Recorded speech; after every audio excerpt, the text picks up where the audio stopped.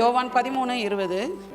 நான் அதனால தான் தைரியமாக சொல்ல முடியும், திருத்துவ குடும்பத்தில் நீங்கள் பிதாவை மாத்திரம் இயேசு கிறிஸ்துவை பரிசுத்த ஆவியானவரை ஏற்றுக்கொண்டால் மாத்திரம் அது அங்கீகரிக்கப்பட மாட்டாது. அவர் அனுப்பினவர்களை ஏற்றுக்கொள்ள வேண்டும். ஊழியக்காரன் தன் எஜமானிலும் பெரியவன் அல்லன்னு சொல்றாரா? அடுத்த வார்த்தை என்ன சொல்றார்? அனுப்பப்பட்டவன். அப்போ ஊழியக்காரன் தான் அனுப்பப்பட்டவன்.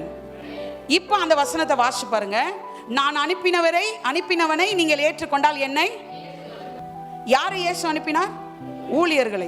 அப்போ ஒரு ஊழியக்காரனை ஏற்றுக்கொள்றவன் இயேசு என்ன கேட்டகரி கொண்டு போறாரு? அவரையே ஏற்றுக்கொள்ளுகிறது. அவரை ஏற்றுக்கொண்டால் அடுத்து பிதாவை ஏற்றுக்கொண்டதற்கு சமம். நீங்க ஊழியக்காரனை தள்ளி விட்டுட்டு நீங்க ட்ரினிட்டியை பிடிக்க முடியாது.